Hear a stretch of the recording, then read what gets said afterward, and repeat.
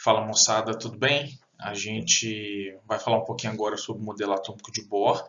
É um modelo atômico muito fantástico. Bohr introduz, né, conceitos importantíssimos que são aplicados é, na explicação, né, do comportamento dos elétrons na eletrosfera. Era uma deficiência que Rutherford apresentava, né? O modelo atômico de Rutherford ele introduz o conceito de núcleo, o conceito de eletrosfera, só que como esses elétrons se comportavam na eletrosfera era um grande problema, tá ok? Quem vai resolver esse problema a partir de agora é Bohr, tá legal? Um modelo muito fantástico. Bem, antes de falarmos um pouquinho por Bohr, né, sobre Bohr, vamos falar um pouquinho sobre ondas eletromagnéticas, ok? É, é importante a gente conhecer um pouquinho o conceito de ondas para a gente entender melhor os conceitos que Bohr colocou para a gente, tá ok? É, as ondas eletromagnéticas, não é? Elas são compostas pela propagação de um campo elétrico e um campo magnético, não é? Se propagando um de forma ortogonal em relação ao outro, ou seja, eles formam um ângulo de 90 graus, se propagam, não é? Como campos oscilantes na mesma direção e sentido, se propagam juntos, não é? E dentro do espectro que a gente tem de ondas, a parte visível ela é muito pequena, não é? Nós temos aí comprimentos de onda entre 400 e 700 nanômetros que a gente consegue enxergar. Não é? 700 ali a gente tem o vermelho e 400 nanômetros a gente tem o violeta. Ou seja, nosso olho ele tem uma percepção muito pequenininha dentro dessa faixa. Não é? E quando a gente pega essa luz branca e realiza a decomposição dela, conforme vocês estão vendo no slide, né, no prisma aí representado, nós temos um espectro contínuo, ok? Todos os comprimentos de onda se encaixam dentro dele. É o que a gente vai ver aqui, ó. Então, nós temos uma faixa muito pequenininha que conseguimos enxergar, que está aqui representada nessa figurinha, né, abaixo, violeta à esquerda aqui em torno de 400, e 700 a gente tem o vermelho, ok? Comprimentos abaixo de 400 a gente tem o ultravioleta, ok? E acima do vermelho a gente tem o infravermelho, não é? Então a gente enxerga uma faixa muito pequenininha dentro desse espectro e tanto acima quanto abaixo desses comprimentos 400 e 700 a gente não tem sensibilidade óptica, ok? Então esse espectro, não é? As outras partes dele, elas são estudadas principalmente na física, né? Radar, FM, ondas. Na física a gente trabalha muito com elas, né? Não vai ser o nosso foco nesse momento, ok? Então vamos lá. Aqui, ó. Uma onda eletromagnética, não é? Aqui eu só tenho um campo sendo demonstrado, tá ok? E nesse caso eu tenho um campo oscilante, okay? E a distância entre essas duas partes superiores, que a gente chama de cristas, não é? Ou a distância entre essas duas partes inferiores, que a gente chama de vale, essas distâncias, não é? Nada mais seriam do que o comprimento de onda. Tá ok? A amplitude é a altura dessa onda, não é algo que vai ser importante para a gente dentro do modelo, mas sim no estudo da física de ondas, tá?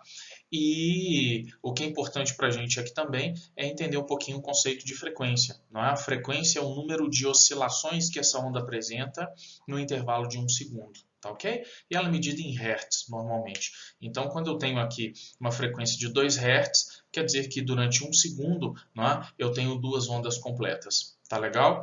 Uma onda ela é composta por uma crista e um vale. Então, aqui eu tenho uma onda, aqui eu tenho a minha segunda onda, beleza? Por isso que a frequência aqui é de 2 Hz nesse caso. Beleza.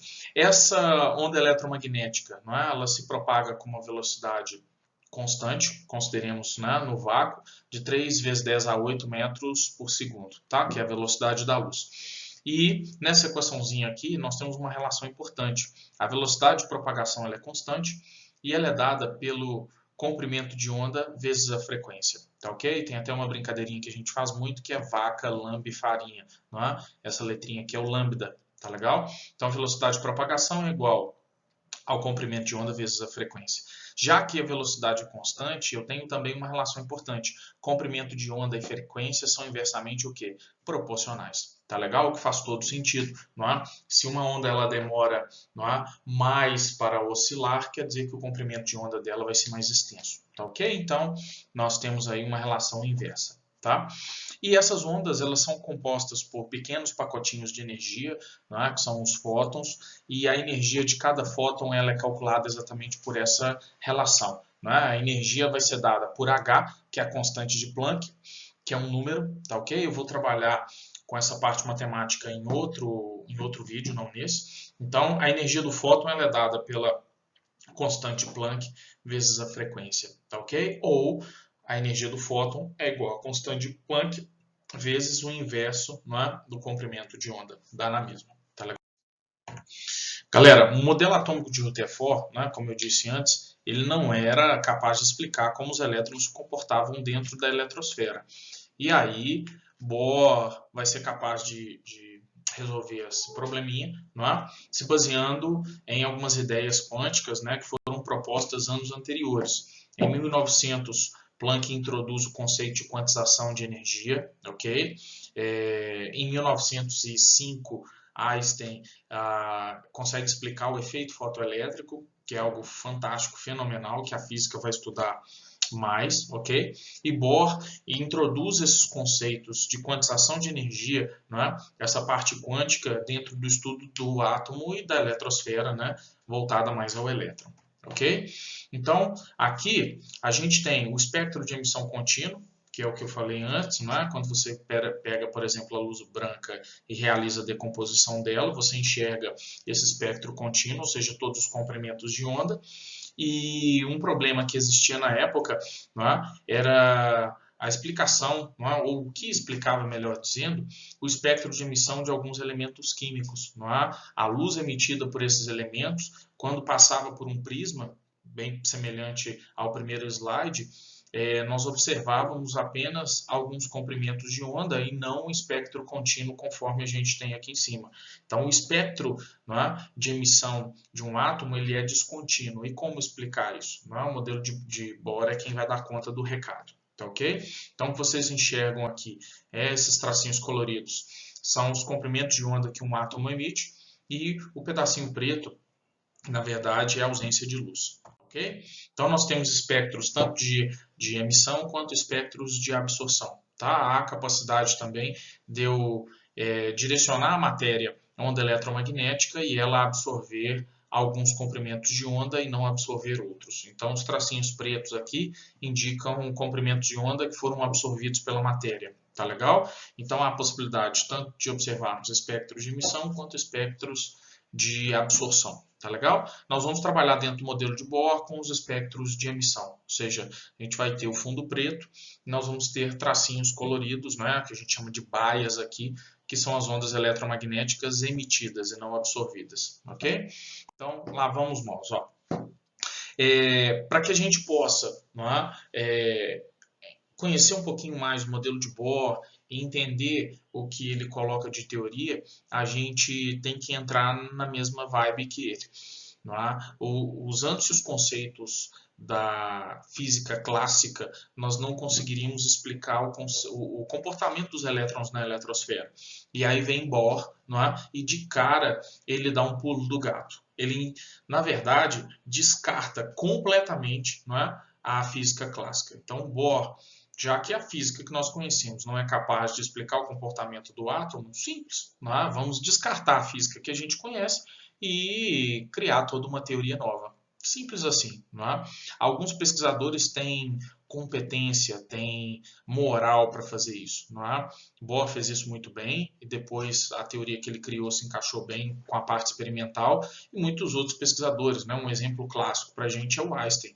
Algumas teorias de Einstein foram sendo comprovadas décadas, né, depois das afirmações que ele fez. Algumas foram descartadas, outras não. Não sei se você se lembra, no finalzinho do ano passado, uma das teorias, né, de Einstein acabou de ser comprovada. Tá ok? Então, alguns pesquisadores têm moral para fazer isso. Olha, a coisa não pode ser da forma como nós esperamos. Vamos criar uma teoria nova, vamos ver se funciona. Não é? E Bohr fez isso muito bem. O que ele introduz de conceito para a eletrosfera? De cara, ele fala que essa eletrosfera vai ser dividida em níveis de energia. Tá ok? Ou seja, nós vamos ter em torno do núcleo níveis que são órbitas circulares ou camadas, tá? Os três são sinônimos, camadas, órbitas ou níveis de energia. Nós vamos ter órbitas circulares em torno do núcleo, ok? Nós vamos dar aqui, não é, atribuir a elas as seguintes letras, K, L, M, N, O, P, Q, ok? De tal forma que a órbita mais próxima do núcleo ela tem um menor raio em relação ao centro, faz todo sentido, ok? À medida que eu me afasto do núcleo, a órbita se torna cada vez maior e mais volumosa, porque estamos falando do átomo, tá?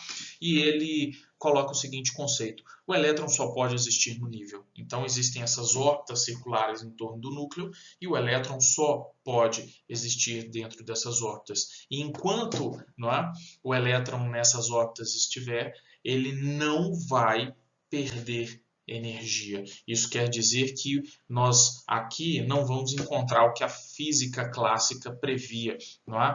Se não é, as leis clássicas fossem aplicadas ao estudo do átomo, o que nós observaríamos exatamente o que a gente está vendo nesse modelinho 1 aqui. Ó.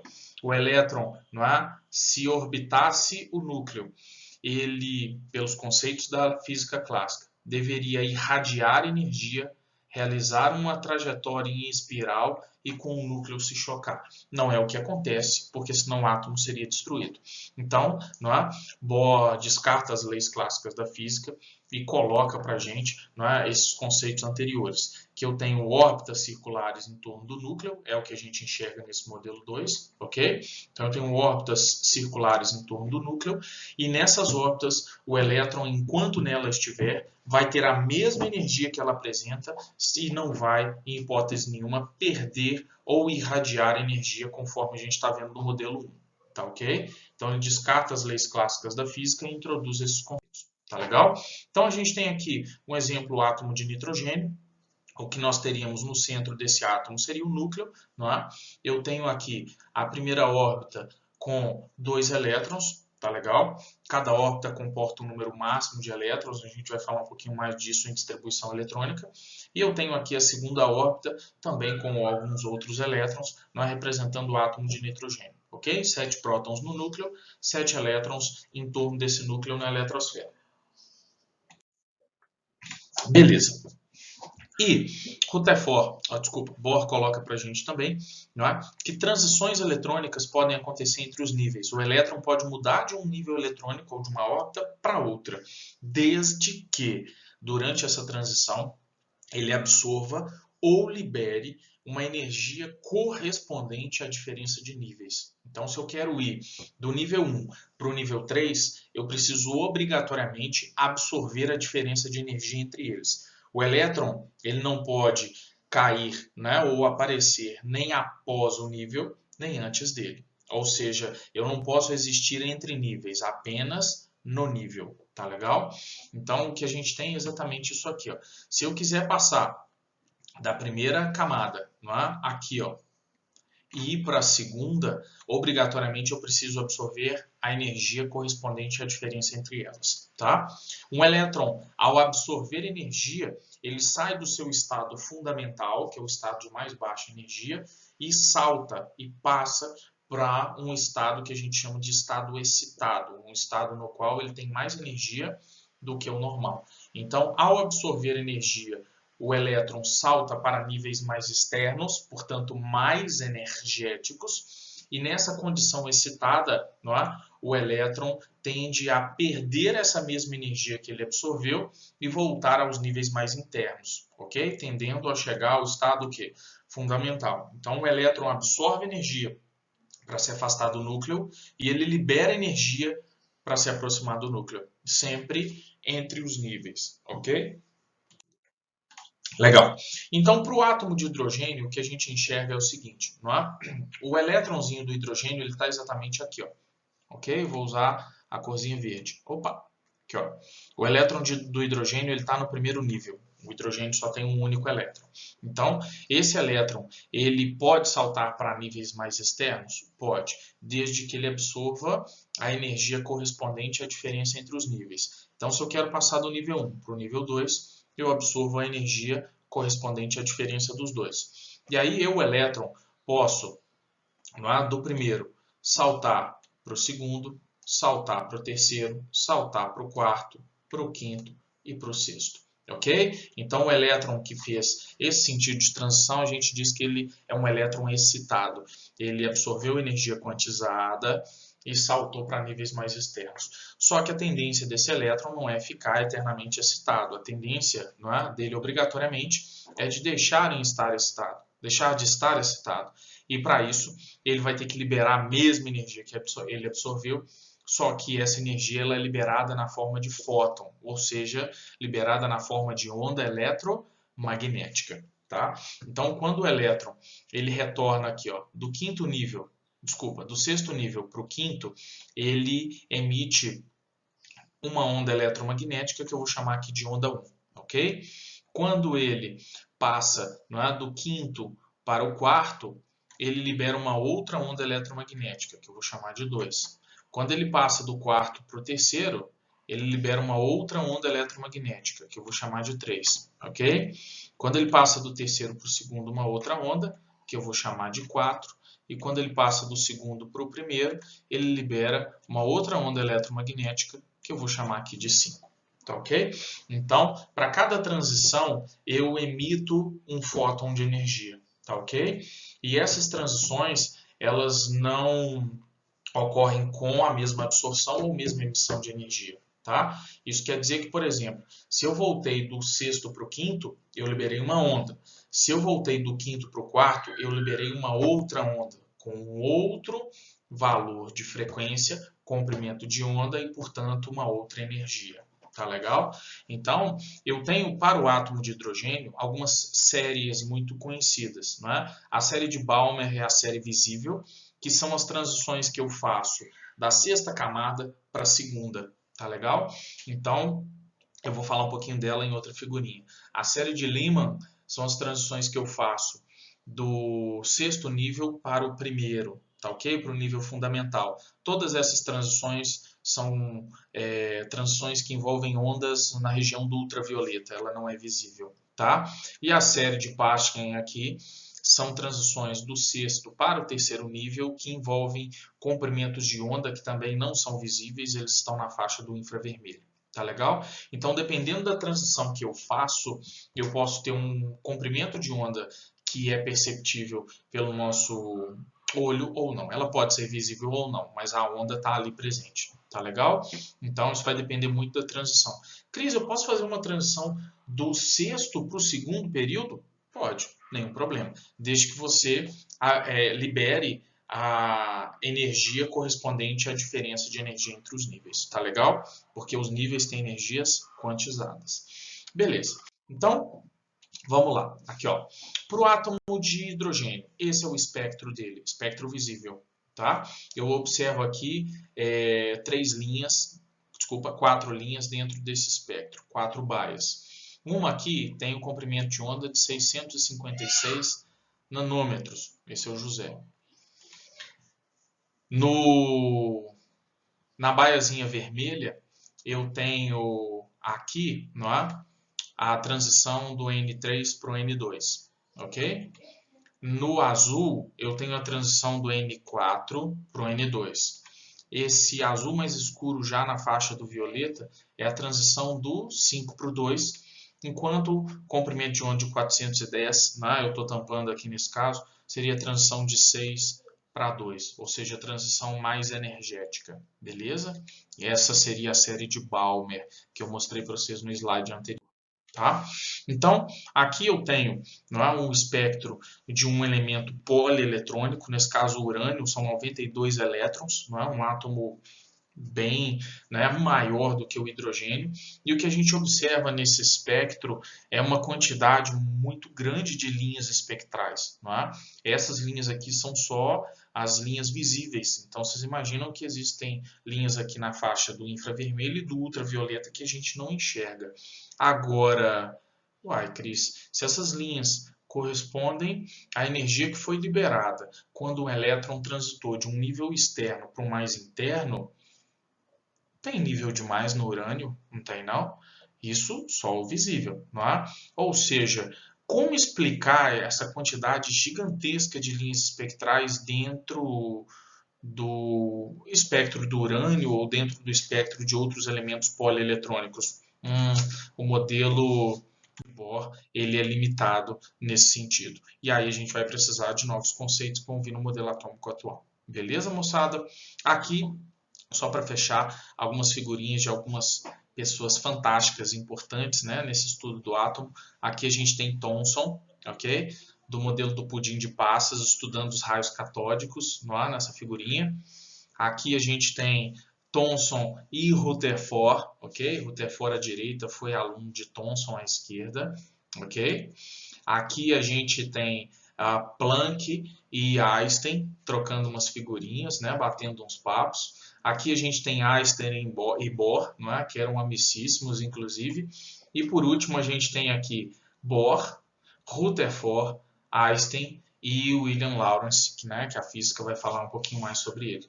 Ou seja, a gente tem, né, dentro desse cenário de estudo de modelos atômicos, né, principalmente nesse finalzinho do século XIX para o século XX, né, os pesquisadores que aparecem para a gente, Thomson, Rutherford, Bohr, Einstein, Planck e outros mais, são todos contemporâneos. Tá, ok? Então eles sempre se ajudavam, sempre trocavam figurinhas e contribuíram muito para esse estudo que a gente está fazendo agora. Tá legal? Então, a partir de agora, façam os exercícios de Bohr. Qualquer dúvida que vocês tiverem, eu estou à disposição. É só mandar nos canais que a gente tem de comunicação. Beleza?